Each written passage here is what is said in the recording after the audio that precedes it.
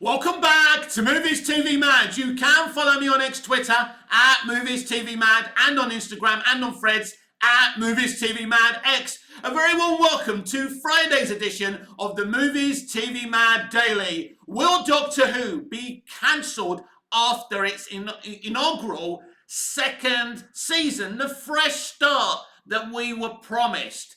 It could very well be that after its so-called second season, it will be cancelled. But isn't it suspicious that Stephen Moffat has suddenly turned up in the 11th hour? No pun intended there. I'm very much looking forward to his episode of Doctor Who coming this Saturday on the iPlayer, Disney Plus and BBC One, titled Boom. I love Stephen Moffat. I love his vivid imagination. He's made me more excited for Doctor Who again than RTD did during the whole marketing campaign for his so-called brand new season 1. Because you can tell that Moffat still loves Doctor Who. I kind of feel that Russell T Davies is back for the wrong reasons and has fallen out with Doctor Who. Could it be, if Doctor Who does continue after its second season, that Stephen Moffat will take over as showrunner? We now know the worst kept secret within Doctor Who fandom, that Moffat will write this year's Christmas special, if you want to be politically correct and right on, festive special. This is a record-breaking situation. For the first time in New Who history, a non-showrunner will write the Christmas special. Don't you find that utterly suspicious? Is this actually Moffat 2 and not RTD 2? It's a very, very weird situation. You see, even in my excitement, when I did my first video, talking about RTD returning to Doctor Who, I did pre-warn about him protecting his legacy. I did ask, was it a good idea for him to return after he did something utterly special, bringing it back, and is celebrated, creative, mostly amongst Doctor Who fans? He believed he was bulletproof because of his success. He thought he had so much legitimacy that he could put his steel metal toe caps on, kick us in the shins, and get away with it. But I did pre-warn. This is the era of content creators, of YouTubers, of the fandom menace. Look at what Nerd Roddick did to the Rings of Power. Quite rightly so. The audience, the consumer, the fans have risen up. It's a bit like the Demolition Man film. Cocteau thought it would be easy to fine people for swearing, for creating this so-called perfect behavioural world. He wasn't to know that some lunatic from the past was going to be frozen, come to the future and say, fuck this shit. The world should be a little bit unpolitically correct. We should be able to swear. We should be able to call each other names. We should be able to act like human beings. We should be allowed to act flawed. And when you try and behaviour police people, it only ends one way. And the peasants have risen up. And I pre-warned this. The era he brought Doctor Who back was very, very different. YouTube was there, but this era of this, these normal people becoming journalists on YouTube and TikToks wasn't there then. People complaining and speaking out about entertainment were in the peripheral, if you like. They were on, they were in chat rooms and things like that. No one really used to listen to us. Well, they're listening, not necessarily to me because I'm not on a successful platform, but people like Gary from Nerd Roddick has got over 1 million subscribers. He has a very powerful medium and people are listening because a lot of what he says is true. I don't agree with everything he says. So I saw a brilliant video from the YouTuber Disparu, and he was reading this RTD, article and all the things he was saying, and intelligently he was tearing it apart little by little. Because as well as wanting to talk about if Doctor Who will be cancelled in its second brand new season, because that's been filmed, that's been made. Have they finished filming season 2 yet? It's clear that Disney only had a contract for 2 years. They may be gone after the 2 years. There's no question. I've heard whispers that Disney are not happy with the results on D+. The BBC are not happy with the results on iPlayer or the live broadcasts of Doctor Who. It hasn't worked.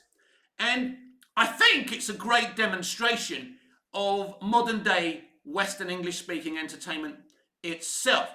You know, let's go back to RTD and what he used to do. There's always been like left-wing commentary. I'm a moderate left-winger, but there's always been, you know, left-wing commentary in entertainment. Let's look at the Ood. The Ood are a slave race. They're an analogy of slaves back in the day. But it wasn't in your face. You weren't being bashed over the head with a hammer. It's there. You either embrace that message or you don't. Now, it's look what we're doing. For example, right, you and I can see the Doctor is played by a black actor. Fine, no problem whatsoever. But what they do today, they get these steel metal toe caps on and they keep on kicking you in the shins. It's a black man. It's a black man. It's a black man. Can't you see? We just cast a black man. And they say it again and again. And they're the ones who start calling people racist without people being racist. You know, fuck racist fans. Fuck homophobic fans. But where are these racist, homophobic fans? Where are they, RTD, shooting at what? Well, you're creating them. You're creating the hatred. But the fans these days, thanks to YouTube and TikTok and other platforms, have a voice. A very, very big voice. And we're rising up. As I say, it is the analogy of John Spartan in Demolition Man. And once people rise, they don't go back into their box again. And RTD, I think, is now starting to realise the power of the fan's voice. It's not the way he remembers it. This is a 61-year-old dude. He ain't the young guy he was. I mean, you know, New Who is going to be 20 years old next year in 2025. I think about March, April of 2025. It's going to be 20 years old. That's a long time. So when Russell T Davies brought Doctor Who back, he was what? Around 40, 41 years old.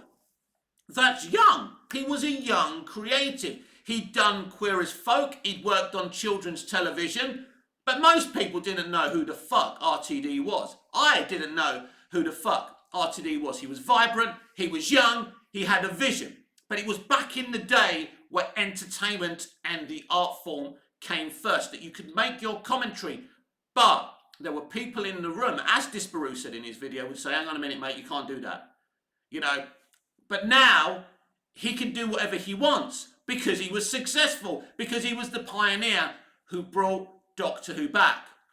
But the problem is, if you don't make the money, and this is something we need to talk about, just getting away from Doctor Who a little bit. The entertainment industry has had a boom for many, many years, really since the fucking 30s. What's happened is Western English-speaking entertainment has gone bust.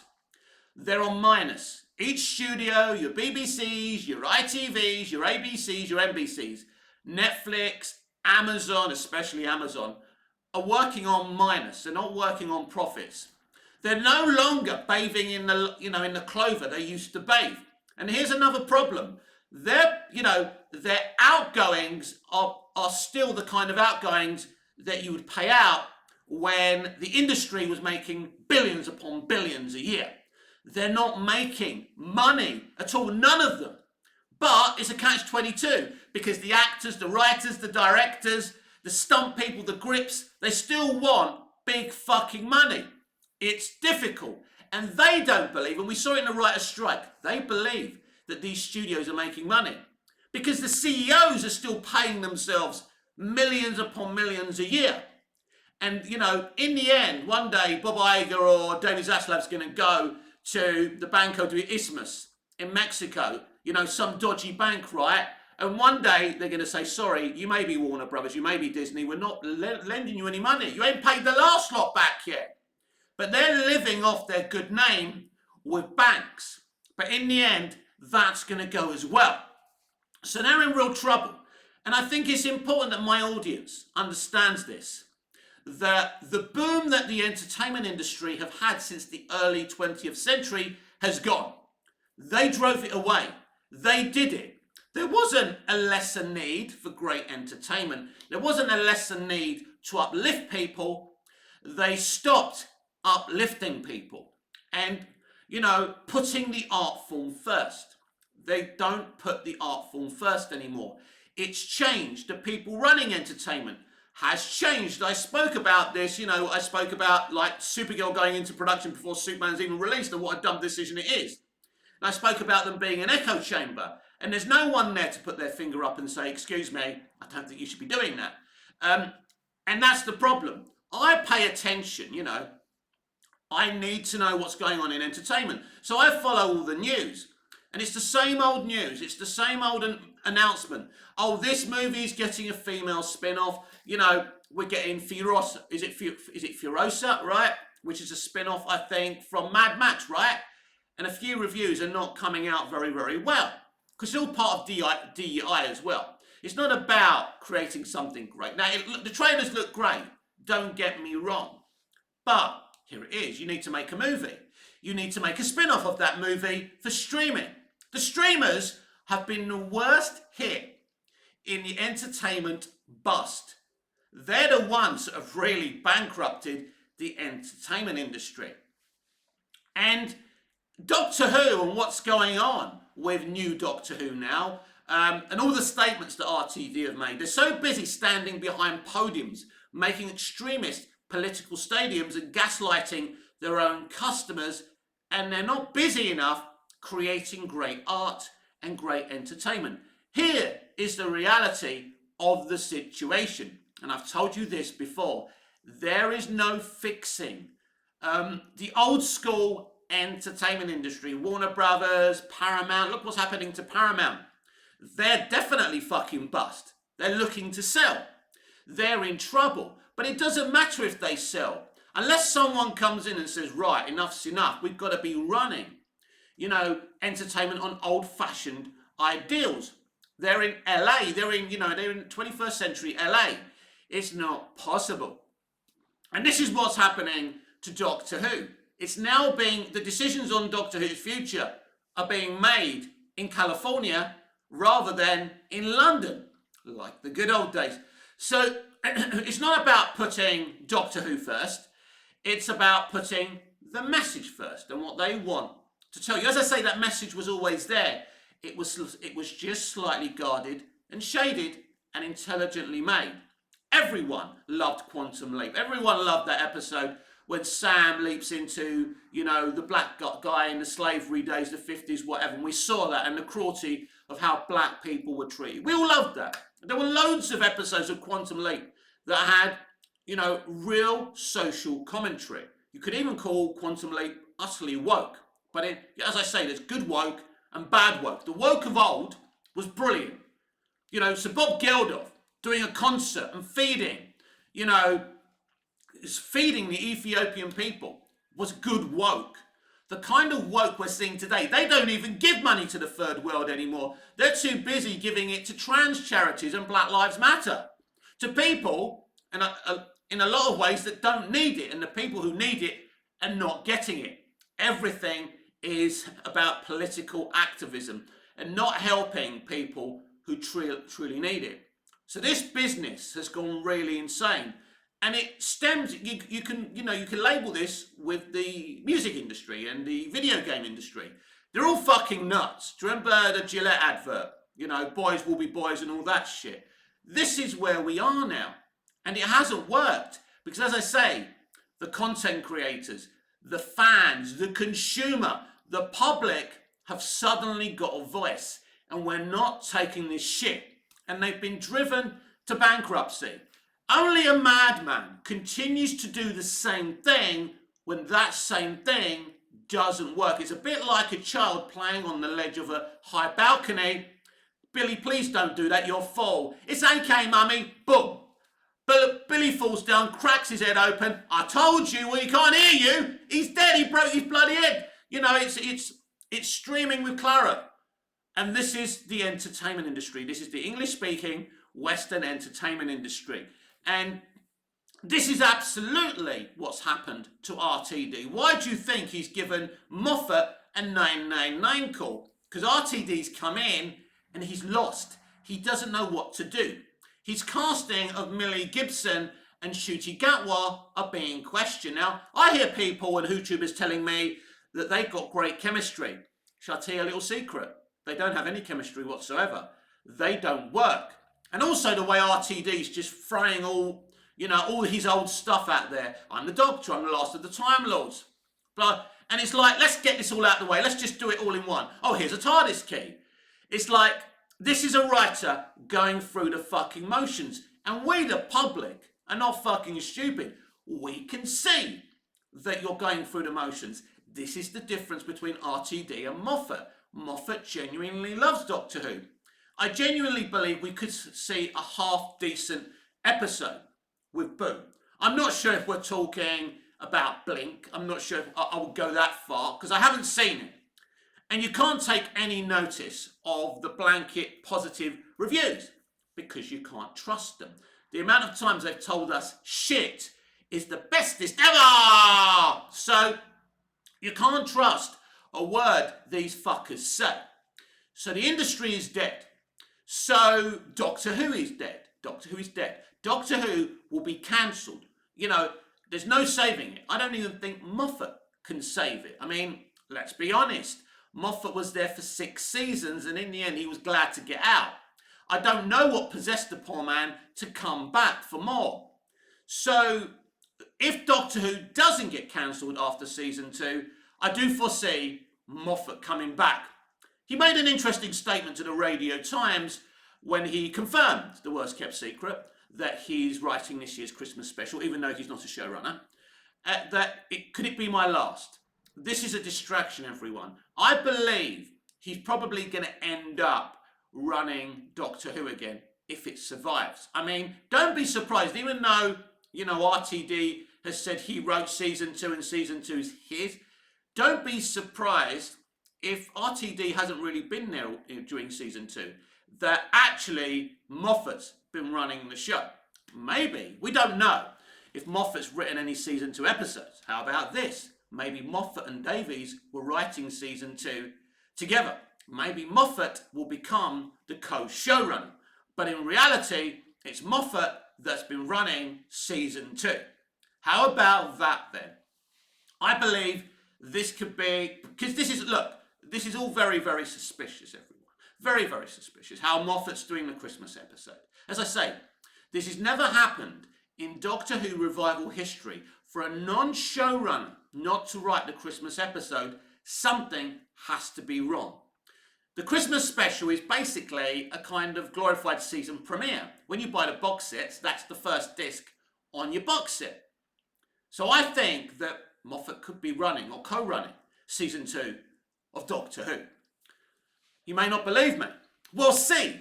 As you know, if you've been following me since July of 2018, since I launched this channel, you will know that I get a lot of things right on hunches because I understand this game.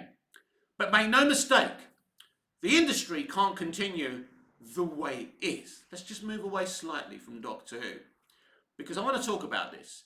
What is the way forward? Well, as I've said, you can't continue in an industry that's gone bust, paying actors huge fees, paying directors huge fees, paying everyone huge fees. When the money's not coming in, when you're running your studios and networks and streaming companies on a minus, which is exactly what's happening. Forget about the figures they're telling you.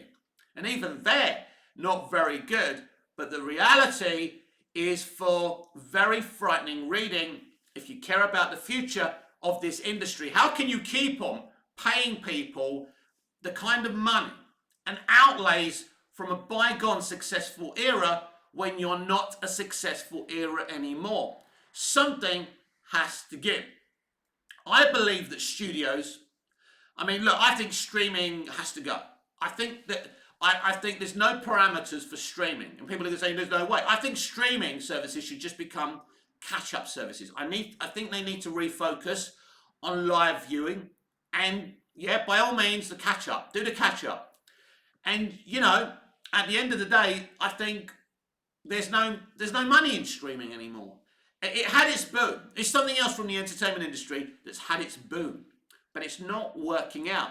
Now that, as I said yesterday, I think I said it somewhere yesterday, they're doing these bundles, which are not going to fucking work. But if they were all independently doing well, do you think they would be doing bundles together? Of course not. They're fucking desperate. I believe that studios, networks and streamers, if streamers are going to survive, everything has to be done on a budget, on a tight budget. And when I talk about budget, the industry must half its payouts. Actors need to change their mentalities on the fees they're getting paid. So that means what you need to do, you need to have some kind of art school at your studio. You need to train, the carpenters. You need to train the people who build the miniatures, because they don't really do that much anymore, do they? Because it's all CGI. But CGI has to be something you only use when you can't do it physically. I want to see matte painting departments. I want to see these great miniatures. I want to see art return to the industry. But you need to train actors and directors in-house. You need a conveyor belt of talent where you decide what you pay them. Because the reality is, these people should be getting paid, these actors should be getting paid 3/4 less than what they're getting paid. Because there's not the money. The money's not there. And actors and writers talk about what they're worth. But you're all complaining. I mean, writers are on social media. I see them all the time. There's no work. The work has shrunk. We hear Bob Iger saying we're reducing our outlay because they're working on a minus. They're not making a profit anymore. And in the peak of Disney and the MCU, and when The Force Awakens was making $2 billion and Pixar was doing well, we wouldn't have ever seen this time coming. But they did it to themselves. They started making bad entertainment, using the words entertainment loosely. They did this to themselves. They already shrunk the profitable capacity that they could have made. They drove their audiences away. If your product is no good, people are not going to buy it anymore. That's obvious. Their product was really good from the early 20th century, really even in the early noughties. But something happened. Something happened in the mid 2000s. It changed. They became utterly political, standing behind podiums, gaslighting their audience, making not very good things. And every entertainment announcement I hear about the next project, it's the same thing. Movie, spin-off, movie, spin-off, movie, spin-off. It's what I was talking about yesterday with Superman, where Supergirl's being made, even before Superman's been released. We've got to have the next movie. It doesn't make sense. We don't know how Superman's going to do. There's no evidence that Superman is going to be successful. There's probably more evidence that Superman won't be successful, but we don't know yet. And I'm willing, to be open about it, of course. The director Scott Derrickson on Fred yesterday said, why don't we watch a movie before we judge the movie? And that would be good. But why don't we keep our mouth shut on political matters? Why don't we, stop gaslighting half our audience, Scott? You tell me that. Here's the truth. The entertainment industry is a deluded bunch of people. They're the council in Krypton, right? They're a great analogy for the council on Krypton in Superman 78. Jor-El's telling you, a fucking scientist, that the planet is dying through environmental issues. And you say, no, we just think it's changing it, whatever they say, right? We don't believe you. We're in denial. We're in denial that there's a problem. But the fucking planet's shaking. Krypton will explode within 30 days, Jor-El tells them, if not sooner. and they're not having it. And this is the delusion within the entertainment industry because there is no Jor-El in the entertainment industry. As I said yesterday in yesterday's video, it's just an echo chamber. They're not fucking listening. They're running the industry the same way they did when there was a boom, when they were all rolling around in the butter, in the lava. And now they're in, in the cream lava, not the volcano lava. Now they're in the volcano lava. They're in, they're in sulfuric acid now. They're not rolling around in butter anymore. The industry is not bringing in the money it used to. They're not working on a plus, as I keep on saying. They're working on a minus. And this is the problem. So they can't afford to keep Doctor Who going if it's not working. But as I say, they did it to themselves. So, and we're talking about really kind of the ending kind of era of Moffat, which I would take right now rather than what we got with Chibnall. So Chibnall gaslit his audience. Now, Chibnall damaged Doctor Who as a franchise. There's no question about that. What he did upset people. But when RTD came back, which we all assumed was to fix the damage that Chibnall had done, but we forgot that Chibnall and RTD are besties and they've all been running this shit show together for a very, very long time. So RTD doubled down. Now, if RTD came in and didn't, red pill Donna's great tragic ending, if he didn't start writing shit like a male presenting Time Lord, if he didn't gaslight his audience and, think, the Davros situation was absolutely ridiculous. As I say, he could have done all of that, taking him out the prosthetics without making any public statements. I mean, in reality, he should have just kept Davros the way he was. But they don't listen. He thought, as I say, his legitimacy of succeeding with Doctor Who in the past, thought that gave him license. He thought it made him bulletproof. And it doesn't. We're in a different era now. You can't get away with abusing your consumer. But what do you expect? These people have been abusing each other behind the scenes for years. Why not just start on us? But that's the difference. You may have power in Hollywood. You may have power at BBC Wales. But when it comes to the outside world, you have no power. It's the consumer with the real power. We're a bit like Joaquin Phoenix in Gladiator going, and that's what we've done to RTD. That's what we've done to Doctor Who. So I'm going to be very interested, should I say, in what's going to happen with Doctor Who. Are we just watching an explosion? Are we just watching a car crash while we're eating popcorn? Or can it survive? Is it strong enough to survive its own fate? And I think history is repeating itself. I think it will die. When it dies, I don't know. Could there be a situation where Russell, like the last time, does 4 seasons and then Moffat comes in? I don't know. I don't think RTD has the minerals to stay for 4 seasons. And he's saying it publicly that he's got energy, he's got a lot of stuff to write and he wants to stay as long as possible. He has no intention in leaving. But I would say this, that watch this space in terms of Moffat. Watch this space, what happens. The Christmas episode will not be his final episode. I think you will hear an announcement, at the very least, that he and Davies will be running season 2 together. We know that Davies has apparently written episodes, right? But I don't think he's written as many episodes as he did for this season.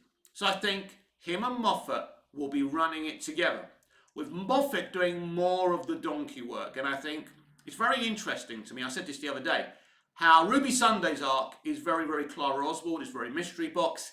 That has Stephen Moffat written all over it. That's not the kind of mystery box that RTD used to do. He used to have Bad Wolf, he used to have Torchwood, Harold Saxon, as I explained the other day. So this is not him, this is Moffat. I suspect that Moffat's been running things mostly in the background, behind the scenes, in plain sight, for a very, very long time. So it's going to be very interesting, if I'm right, how they handle the announcement that Moffat is more involved with Doctor Who, Disney Doctor Who, than we ever thought. And because these are very dodgy, nefarious people, so they're going to have to find a way to announce him as a co-showrunner.